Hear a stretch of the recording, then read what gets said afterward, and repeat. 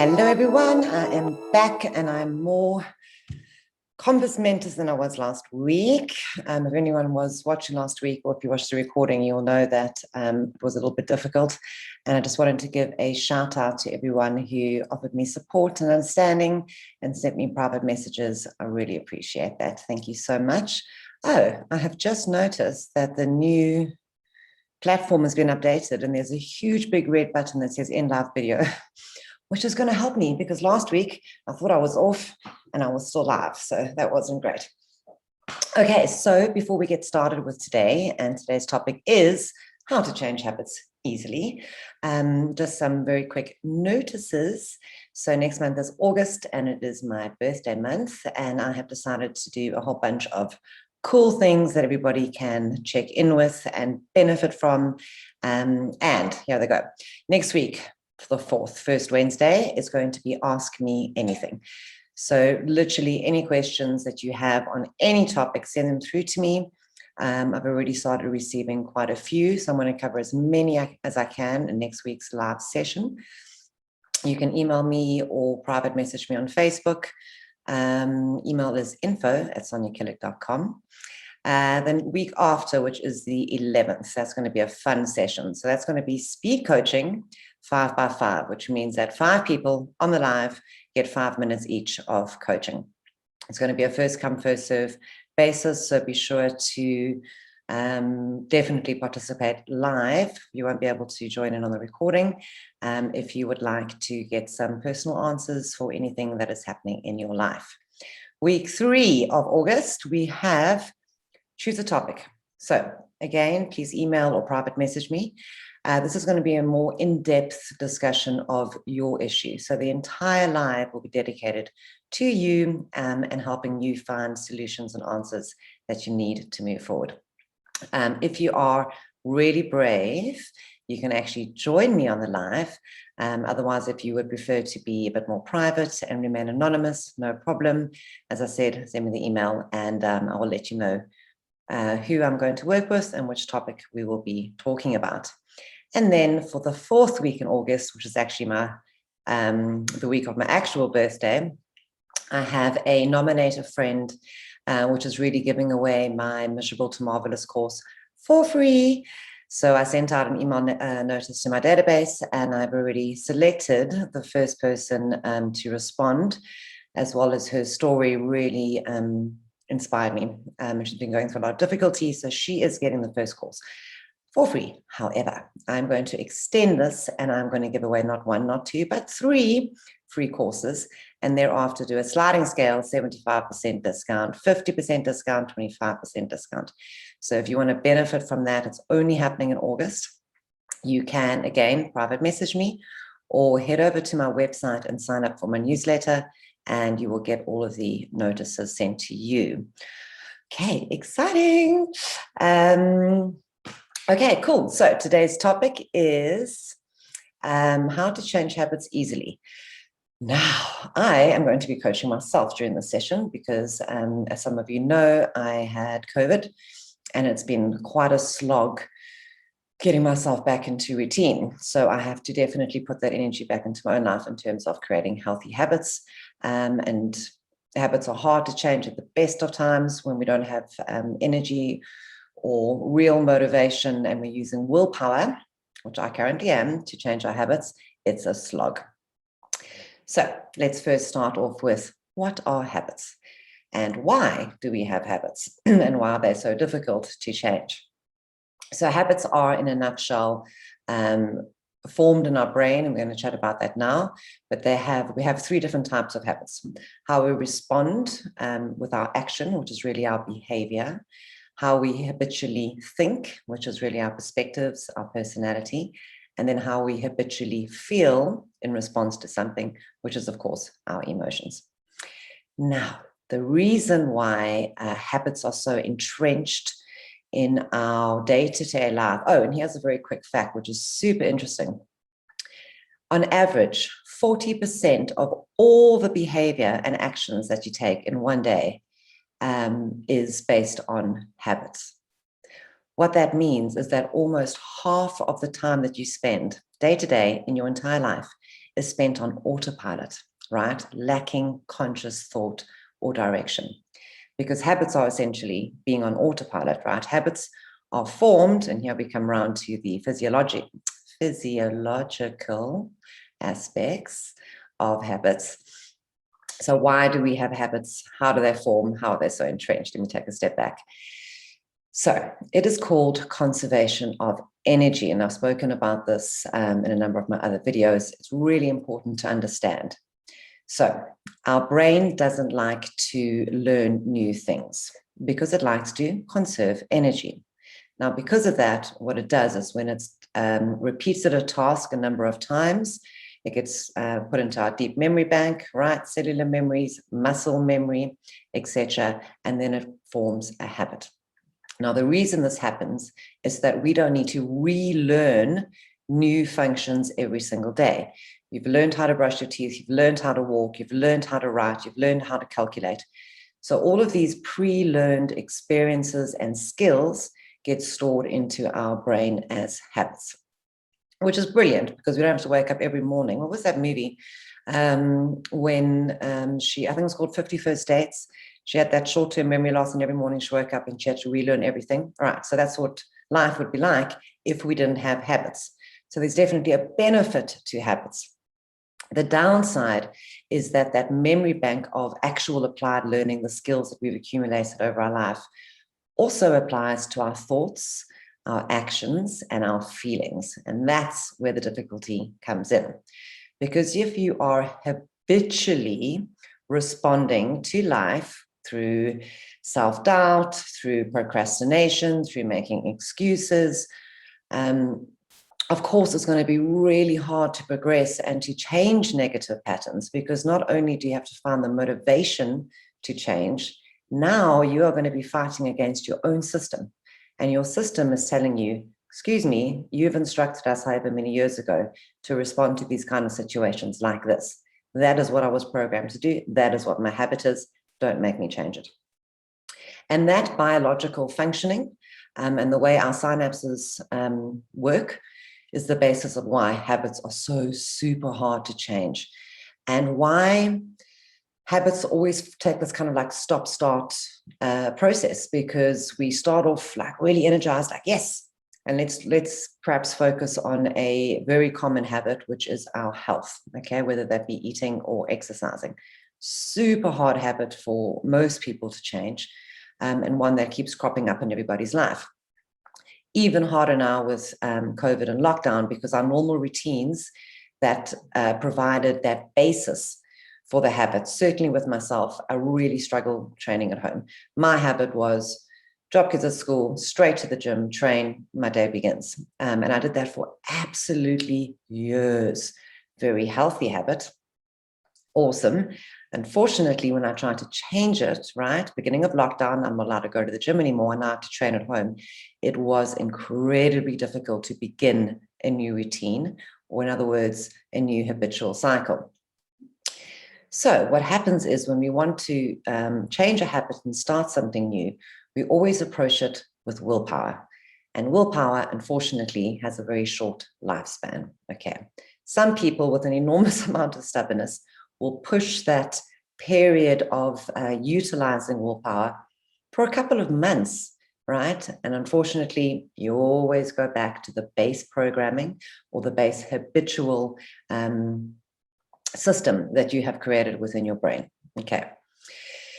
Most people on the planet, without that intense amount of willpower, it lasts at most a month, a few days, a few weeks, until we return back to our old habits. Unfortunately, because of the complexity of the human being, what happens after that is when we fail in our desire, when we fail to change a habit, enter all of that emotional turmoil that gets attracted to it, right? And how we perceive ourselves and how we perceive the failure. And then we enter this perpetual cycle of, oh, I failed, and self-doubt, and nothing will ever change, and I can't do anything right. And then that will go on for a bit, and then something will happen to motivate you or inspire you, and you'll resolve and decide to start a new habit, and so the cycle begins. Repeats itself.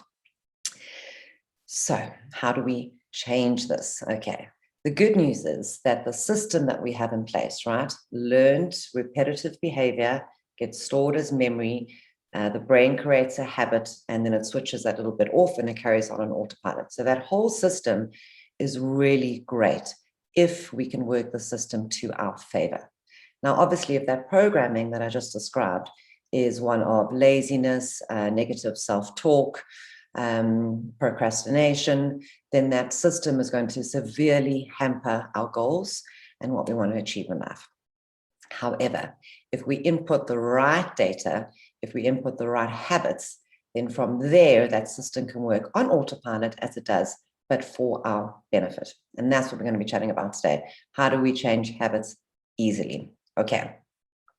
The first thing we have to talk about is that we can't alert our brain to the fact that we are going to be deliberately, consciously changing a habit. Now, remember, as I said, almost 40% of our day-to-day life is conducted on autopilot, right? Purely through habit.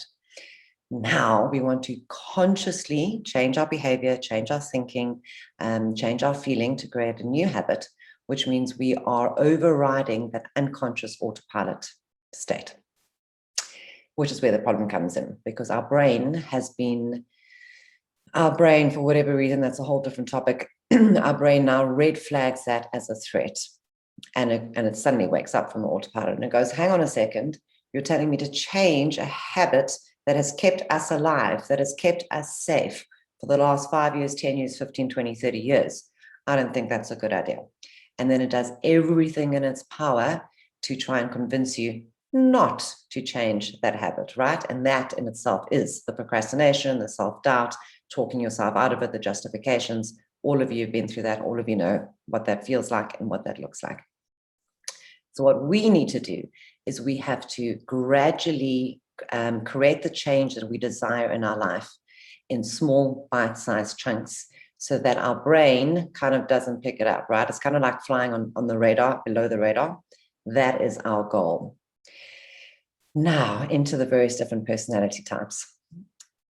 When we desire a change, I mean, human beings are such a mix of dichotomies. It's just this, you know what I mean? It's so difficult to dissect and to extract one thing of us because we're just this big interleading mess of contradictions.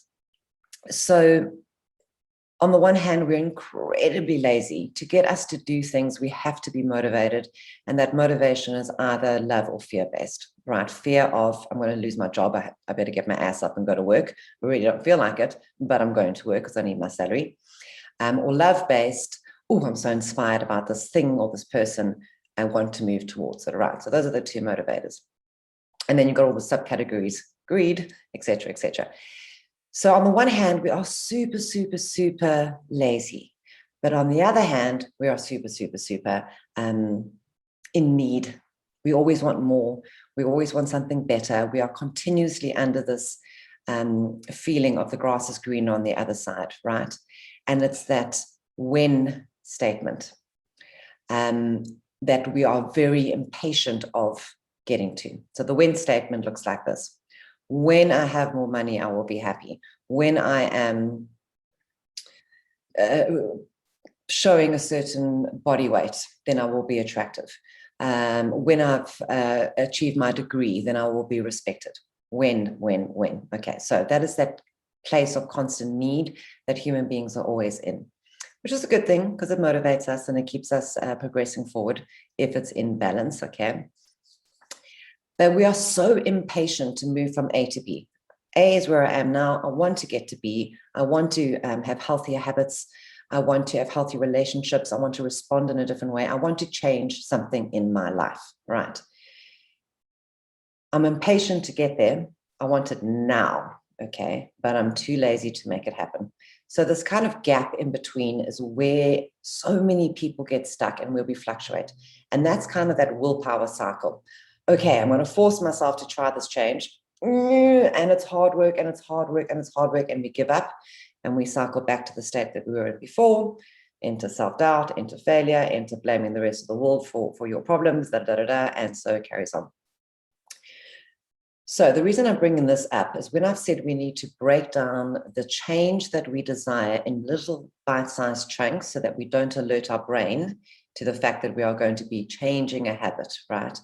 The problem with that strategy, and believe me, the strategy works. It works fairly quickly and it works well. But the problem with that strategy is that in terms of our I want it now, little human tendency, we aren't prepared to delay our gratification.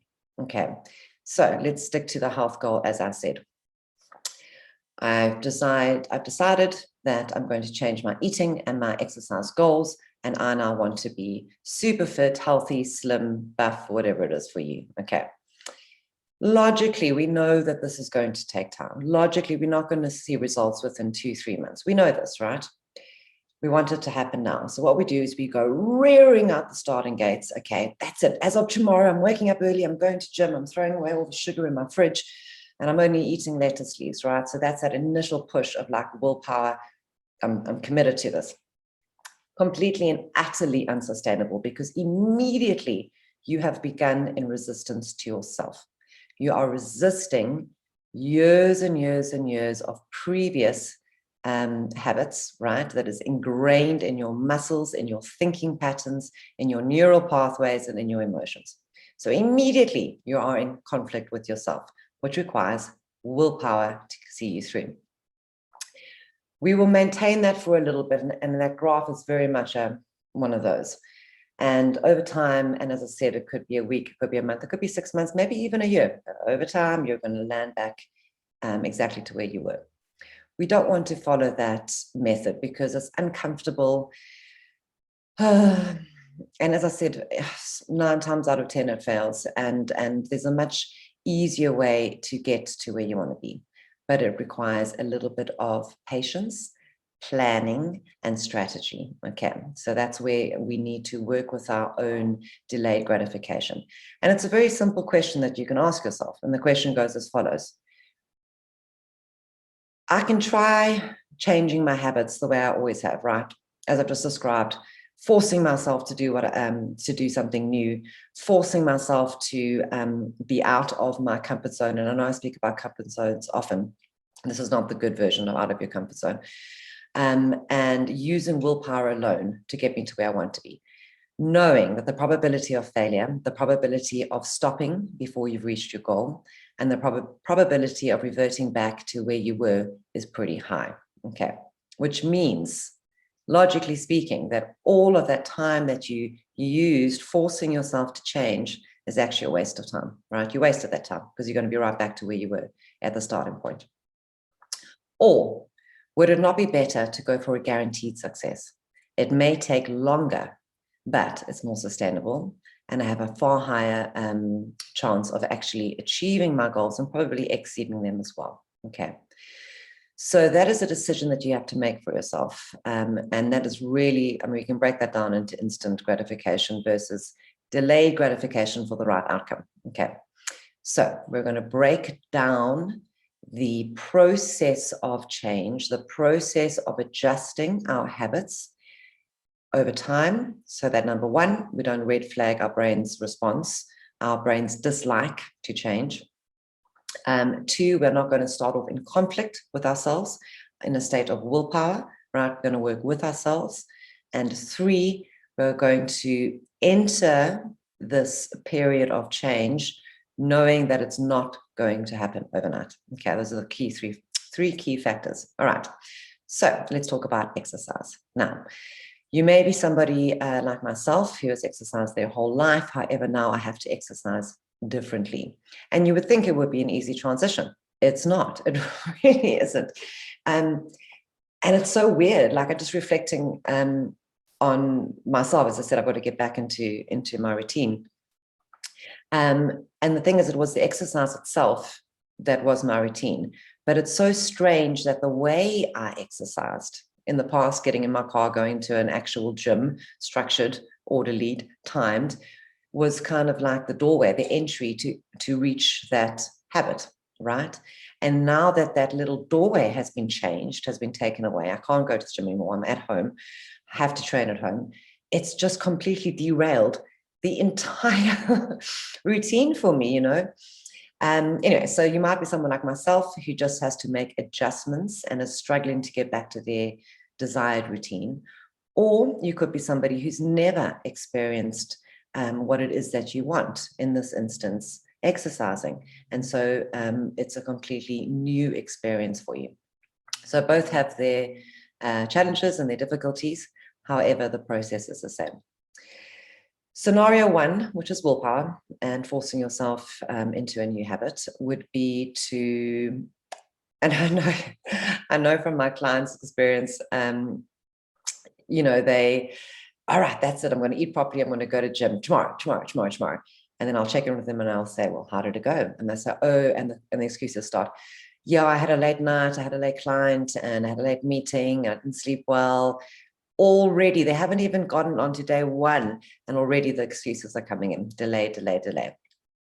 Or quite a few of my clients as well, the self-motivated ones, come flying out of the starting gates, so excited, I did it, yay. And like with not even a week or 2 weeks, they're already like went from 5 days to 3 days to 2 days to it's not working for me, I need to change. So we want to delay the process of change. We want to fly under the radar of our brain's propensity for being lazy, for conserving energy, and we want to do it slowly. So strategize. If your goal is, whatever your goal is, and I'm just sticking to the example of exercise routine. If your goal is to start exercising on a daily basis, you need to sit down with a pen and paper, give yourself those 5 minutes. And I'm just, slight aside, I'm just astounded how infrequently people give themselves the time that we need. If you have a meeting, you prepare for it. If your kid is playing a sport, you put it in your diary and you make time and you go and you watch them. We put so much time and energy into other people's needs, events, whatever it is, and we don't give any of it to ourselves. And if you give that same amount of input, even a fraction of it, to yourself, you will be astounded at the results that you get. Okay, so sitting down with a piece of paper with some cool music on, music that inspires you, is really going to move you forward and help you in so many different areas. It's not a waste of time to give yourself the focus and the direction that you need. Okay, right, so you're going to sit down with a pen and paper and you're going to strategize. Where am I now? Point A. Where do I want to be? Point B. And you need to be very, very, very clear about what point B looks like. Okay, you can't travel in a direction unless you know which direction you're going. Okay, simple equation. So the details will be, I would like to exercise 5 times a week. I would like to do it in the morning/evening. This is the exercise I would like to do. I want to feel energized and excited about it every day. Right, keep going, be as detailed as possible. And now we go in and we're going to strategize and plan the gap in between where I am now to where I want to be.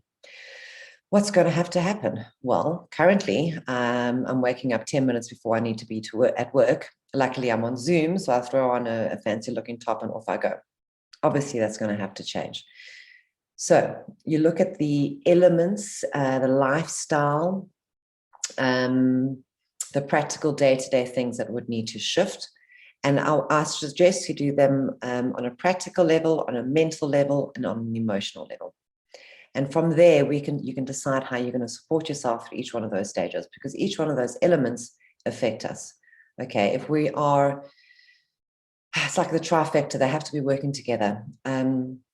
So if you are changing your physical routine, as for example, waking up 1 hour earlier, but you're hating it, right? Your mind's not with you and your emotions are not with you, you're setting yourself up for failure. Okay.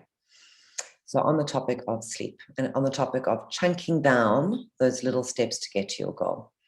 If you have to wake up an hour earlier, for the first week, you don't wake up an hour earlier, you wake up 10 minutes earlier and you put on gym clothes, but you don't go to gym. Okay. Week number 2, you wake up 20 minutes earlier and you put on gym clothes, but you don't go to gym. Week 3, you're waking up 45 minutes earlier, you're putting on gym clothes and you're stretching. right? You're introducing your body to the idea that you're going to be moving in the morning, prior to work, prior to school, prior to life. Okay. So in this way, it is a gradual change. It's not so difficult to wrap your head around. It's not such a drastic change your routine that you're immediately going to spike off that brain's response. Because if you activate your brain's response, you are going to be fighting against procrastination, self-doubt, and justifications. And immediately you've set yourself up for failure. So although you're not immediately waking up tomorrow morning and getting your ass into a gym, and it's going to take you perhaps 2 to 3 weeks, however you decide to chunk down those steps, the point is, by the time you actually get to achieving that goal and getting yourself into a nice healthy routine of going to exercise every day, it has slowly become a new habit, right? We are slowly transforming your existing habit. I used to wake up at 7, now I wake up at 6. I used to wake up and put on work clothes, now I put on gym clothes, right? Very subtle, conversion, transformation of an existing habit, as opposed to trying to, with willpower, force yourself into a completely new routine. And I hope you guys can see the difference, because approaching our goals in this way makes such an enormous change. And I know that you're going to be fearing that it's going to take longer, and I want it now, and it's taking me so long to even decide that I want this new change, and if I delay it even longer, I'm worried that I'm going to fail or delay it longer. No. Pen and paper, structure these tiny little breakdowns, and I promise you it is a simple strategy, but it's highly effective, and it will work. Okay. Oh, I just remembered I'm trying out functions on Facebook, and I have a poll. There we go. Activate.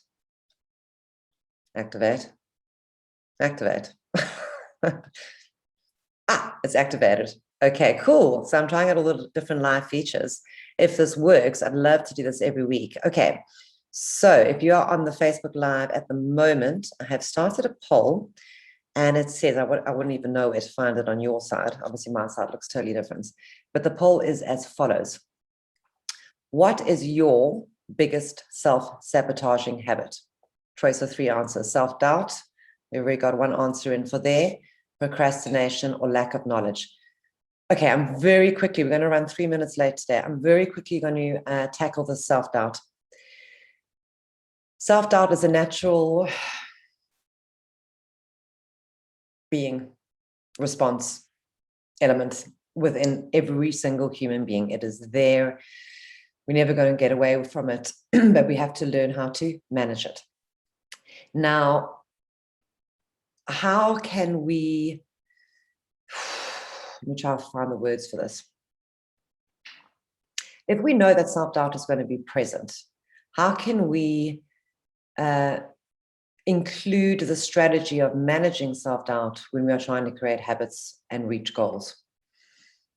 Now, remember that cycle that I spoke about. So if we try and achieve our goals and create changes in our life through force, when we are in conflict with ourselves, and when we have alerted our brain to really fight the changing of our habits, right? And then we use willpower, and we go for as long as we can, and we stop, and we go back. That's self-sabotaging behavior, because it is self-sabotaging, right? Is going to perpetuate and embed those feelings of self-doubt, because now we come right back to where we started, and we're like, oh, and then all the self-doubt stuff happens. I failed. I can never do anything. I'm useless. Change is for other people. It's not for me. This is my lot in life, etc., etc. So if we rather, as I said, be conscious, and I want you to really go, like the whole of today, I want you to think about these statistics. Almost half of your day is on autopilot. Now think about this. Most of the habits that you are acting on, that you are thinking from, and that you are feeling from are based on neurological memories and habits and pathways that were formed when you were a child. And I'm talking under 7 years old. Really think about that. That means as an adult today, right now, you are responding from information, from habits that your brain formed when you were a little teeny tot. How is that empowering? Not only how is that empowering, but how can you actually believe it? How are you believing the self-doubt? How are you believing all the crap, all the data that our brain gives us? Okay, think about that today. So consciously and easily changing our habits requires consciousness. It requires us to step out of this and you know what, last week, for as horrendous as it was, and I still haven't watched it because I hate myself. But I remember so clearly that card of that lady in the boat with the crows dragging her along. And the analogy I was using was like, don't be a passenger in your life, right? If we allow ourselves to live through autopilot, and that means through habit, right? Without consciously directing how those habits play out, we are passengers in our own life. Right? And then you've got the 6-year-old you, the 5-year-old you, the 2-year-old you, making choices for you, right? Making decisions for you. So, like I said, it's just so important to give yourself 5-10 minutes a day, pen and paper. What is it that I want? What do I want? Okay, how can I get there? I'm going to break it down. And the thing is, confidence is built through experience. So the antidote to self-doubt is confidence. Obviously, if you feel confident about something, you're not going to doubt yourself. And the only way to build confidence is through experience. Experience requires time, repetition, learning, and those are all the things that create habits. So if we can consciously change our existing habits through new repetition, breaking it down slowly, as I've described, over time, it's like a parallel process, which is awesome. Over time, as we slowly transform our habits, so our confidence grows through that experience. Okay. But as a takeaway, please don't. Oh, thank you. Robin is sharing that the poll is on the lower third in the middle. Can't give you more information than that because I can't see what that looks like. So what was I saying? Can't remember, it's gone. COVID foggy brain is still active. All right, we're just a little bit past, a little bit over. I pulled cards for whoever is listening today and whoever needs to hear this very quickly before we sign off. Right, we have 2 of Wands, which is really about future planning, excitement, decisions, etc., which is really the how. How am I going to get to the place that I want to be, to the new healthy habit? In the middle, we have a reverse Knight of Cups. Now, I very rarely get reverse cards. If it were upright, it would be, it's a knight, right? So it's all about action, focus, energy, off I go. Reverse is the absolute opposite, scattered, directionless, lacking in energy. And 3, we have the Page of Cups. Where am I? Everything's always opposite. Shit, there we go. Sorry, the Page of Cups. And this is really about intuition and trusting yourself, which actually sums up today's session rather beautifully. So for whoever is watching, the message that I'm getting, the feeling that I'm getting is that you are trying to do too much at once and you are too scattered. So just as you are going to break down each habit singularly, right? I want to eat better. I want to exercise more. I want to be more organized in the admin of my life. Doesn't matter. Whatever the goal is for you, you're going to break down the small little steps. Week 1, I'm going to do this. Week 2, I'm going to do this. Week 3, I'm going to do this. Just as you're going to break down the accomplishment, the steps for each goal, I also want you to tackle one goal at a time. You know, that like, I want energy of human beings that I was describing earlier. When we're like, okay, I'm ready to be amazing, I'm ready to be confident, I'm ready to be promoted, earn more money, fall in love, be healthier, right? Whenever that inspiration hits us and we set out for this change and we're going to change our habits and create new goals, we want it all now. That's unfortunately another form of self-sabotage because you're just not going to achieve it all. So if you have a lot of goals or habits that you would like to work with them one at a time and start with the one that will make the biggest difference for you. If it's health, start with health. If it's relationships, do that. And one at a time. And as I said, just remind yourself that you can either do this slowly, consistently, but successfully, right? And then bring in the next one, and then bring in the next one. And over time, over a few months, a few weeks, it's not a long time, you will literally have transformed so many aspects of your life sustainably. Or you can do the stop-start kind of shot in the dark approach, which I know you've experienced in your life. It's not sustainable. All right, thank you, everybody. So happy to be slightly more energized and coherent. And so as a reminder, next week begins birthday month. If you want to be involved, private message me on Facebook, email me at info@soniakillik.com. Some really, really cool events and prizes coming along. And if you forget about what all of the various different lives are for the next months, you can head over to Facebook and all the information will be there. And this time, I'm going to make sure I actually end the live. Okay, bye.